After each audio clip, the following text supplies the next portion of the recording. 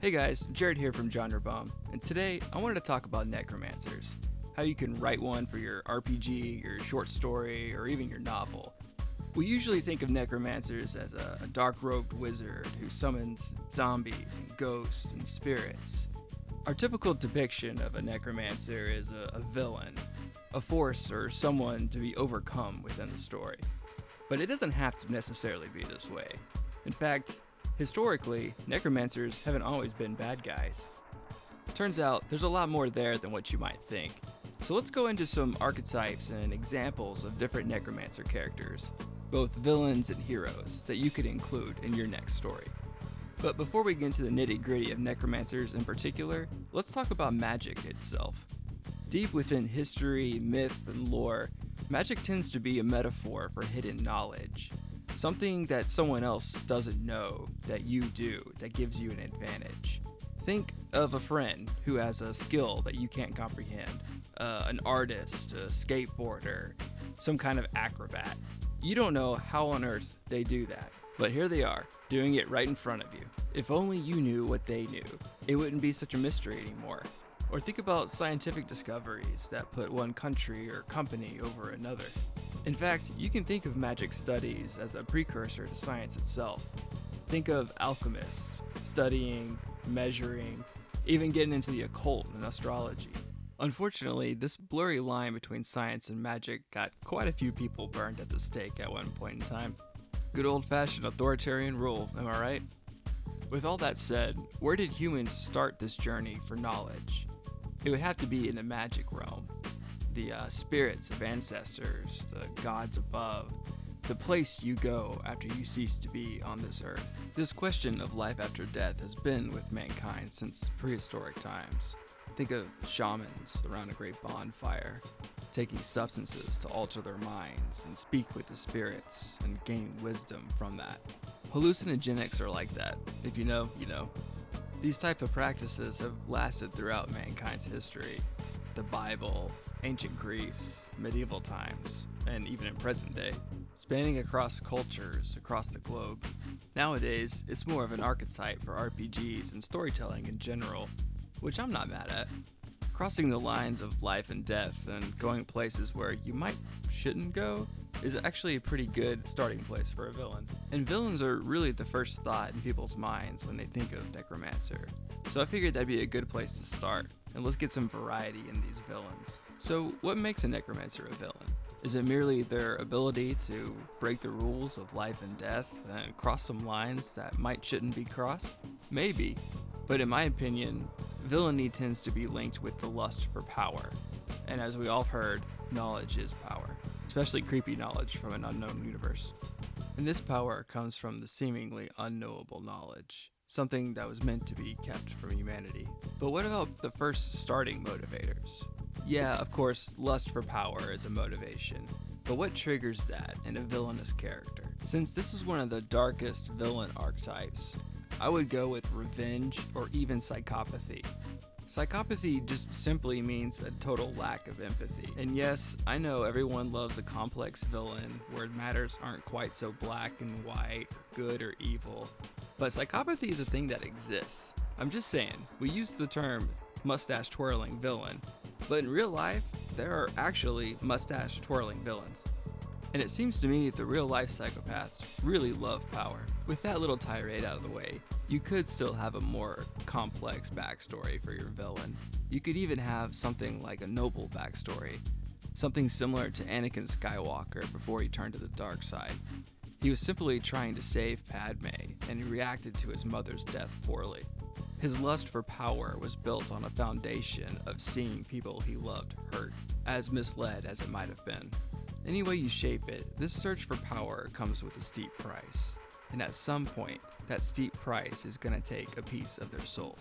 So the thing about paying steep prices is, they can have some pretty radical effects. If a necromancer goes all in and decides to visit the underworld themselves, then you might end up with something called a lich. Liches are top tier villains. If you decide to take this archetype and make it a hero, kudos to you, but I'm keeping it neatly into the villain list for now. We're all familiar with the skeleton-faced, cackling maniac with green glowing eyes, but I want to touch on a few out-of-the-box examples that I've seen in literature or in popular media. Some variation in the archetype to pique your creativity a little. First, let's consider an Egyptian-themed necromancer, something reminiscent of 1999's The Mummy with Brendan Fraser. This version of the Mummy isn't just a walking corpse wrapped in linen. He's a sorcerer, a threat to be taken seriously. Sure, he might have started off as a walking corpse, but after absorbing the souls of the men who released him, he became something far more powerful. He can summon his own mummies and create sandstorms and the plagues of Egypt. His capabilities aren't just linked with the undead, but that's certainly a main source of his power. You could also consider certain kinds of vampires liches. Take Dracula, for instance. He isn't just an undead creature going around biting people. He's magic. He can shapeshift. He can hypnotize people. He can create more vampires. A vampire version would be more fierce than your typical necromancer. A hunter, something that lusts for blood. He's both mysterious and bloodthirsty. My final lich example comes straight from George R.R. Martin, the winter aesthetic. Winter is a season of cold and darkness, death and decay. People get sick around winter, and there's plenty of mythology and lore that connects this season with evil creatures coming to take your soul. Plus, this gives you a chance to play with ice magic or coldness as a general theme to your character. Liches might take the cake as the baddest villains, but I wanted to go over a few oddball examples that don't quite fit the mold, but are very close and I think could easily be transferred into a necromancer. You could flip the script and make your necromancer in reverse order, meaning a dark lord coming to the mortal universe instead of a mortal going to the underworld. Sauron from Lord of the Rings comes to mind. He didn't start off mortal. He started off as a godlike being who had to walk the mortal world and was called a necromancer at one point in time. This could be the root of several different kind of motivating factors.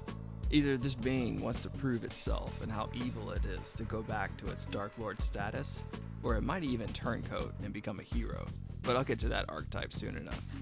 My second oddball example would be a pseudo-scientific necromancer, just like Dr. Frankenstein. Now, you might be thinking, blasphemy, that's sci-fi, that's not fantasy. Thing is, lightning doesn't really bring a sewed-up collection of human body parts back to life, so it really is kind of a fantasy. The cool thing is, you can mix alchemy and even lightning into your summoning. So now we move into the hero section, the most unlikely choice for most necromancers. But hey, we can't keep writing the same old character types. Naturally, this archetype makes for fantastic anti-heroes and tragic heroes. We just need to figure out what drives a necromancer to become a hero, or why the character originally got into this type of magic. At the top of my list for motivations has got to be heartache. A mage losing a loved one, a young wizard who was orphaned as a child, a new vampire with gifts they never chose but they won't understand. Heartache is one of those things people relate to the most. If you're trying to create a somewhat sympathetic character with a dark aesthetic, you need a good reason for the darkness. Heartache is darkness, and it's the feeling we get when we lose a loved one, or when we're rejected, or just lonely. As weird as it would be to summon a zombie as your best friend, we can all relate to the feeling of loneliness. So let's get to a few sample characters to see what this actually looks like in writing. The first thought that comes to my mind would be the reluctant medium. This was a popular trope back in the 90s and 2000s. You have a character with a seemingly ordinary life, dealing with ordinary problems. It just so happens they also have to deal with ghosts constantly walking up to them and asking them to solve the mystery of their murder. This type of story can be set anywhere in any time period, so it's great for all kinds of different genres. You might could argue a medium and a necromancer are different things, but it's a really blurry line. My next heroic concept would be a rebel with a cause. Consider like an order of wizards or spellcrafters hold an unfair paradigm of power. This character is more of an anti-hero who turns to dark arts to push against this paradigm. This setup is a fantastic opportunity for a positive character arc, even if it starts out bleak. Sometimes even seemingly good magic can have toxic effect if it's not balanced. Next, let's circle back around to the Sauron idea, the Dark Lord that's cast into a mortal world. character now has the opportunity to turn against the darkness, or maybe face off against an evil force that was much darker than themselves. It could be a story of redemption. This being has to reckon with the consequences of evil, the inability of loyalty or cooperation, and walk a new path. For this character, the undead summoned could be loyal followers that came from the underworld, manifesting in the mortal world, just like your main character must. And finally, what if your main character just lives in a spooky world? Something Tim Burton-esque. Yeah, they're a necromancer, but they live among witches, and werewolves, and mummies, and whatever you can possibly think of.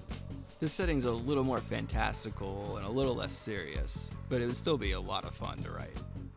To put a little bow on this, consider that there's a whole world of mythology to pull from. It'd be really cool to hang out with Anubis, or Hades, or Hela, the Grim Reaper. Any of those could be awesome side characters, if not the main character themselves. And that wraps it, guys. Don't forget to like and subscribe for more genre fiction related videos. Thanks!